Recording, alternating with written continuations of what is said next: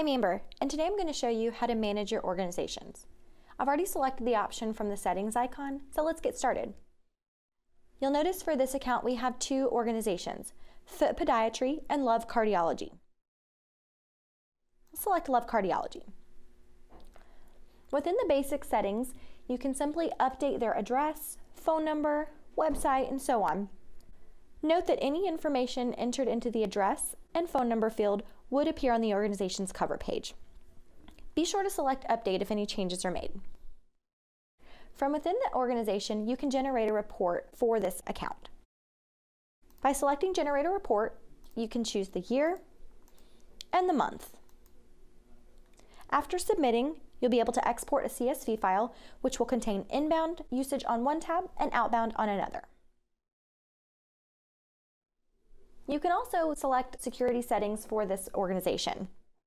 You can enable password expirations, enable password reuse limits, and lock out a user after so many failed login attempts. You can also set password strengths. Be sure to save changes. You can also manage users for these accounts. I can see that Love Cardiology has one user assigned to it. Choose Edit to make any changes to the user's name, email address, time zone, and so on. You can also set a default cover page and a fax number. By selecting Next, you can then edit the fax number that the user is assigned to. To prevent this user from sending faxes, simply unselect the box. Be sure to save your changes. You can also adjust permissions on the users, such as removing the ability to delete faxes, export, print, and so on. You can also suspend a user. Simply by choosing the Suspend option and confirming, you'll notice the user is now in gray, and you can unsuspend a user. You can also add a user.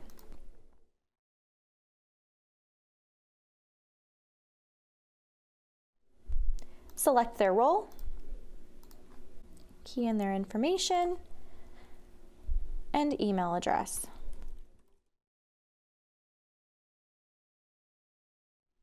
In regards to activating the user, you have a few options. You can choose to activate at a later time. You can leave it in the user's hand and send them an activation email.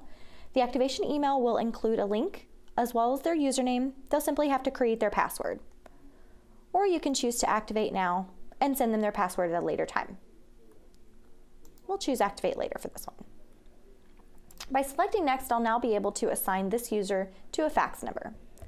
I'll give this user incoming and outgoing privileges, as well as enable their email notifications. You can choose to lock email notifications, which would prevent this user from adjusting their notifications at a later time. Simply choose Save.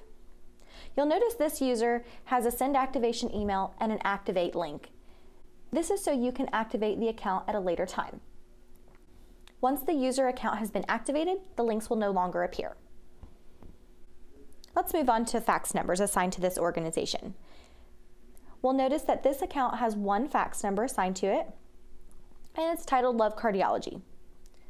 By simply choosing Edit, you can update the title of the number and make any notes. You can also see when the fax number was added to the account.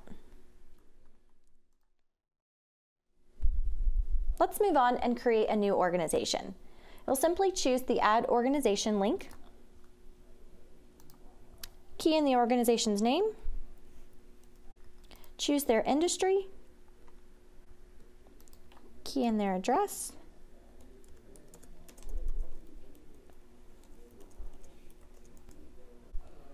their phone number, and choose their time zone. Simply select Add. Now that Scrypt Cancer Center has been added, you can begin adding users and requesting fax numbers for this organization. And that is how you manage organizations using Sfax for Web.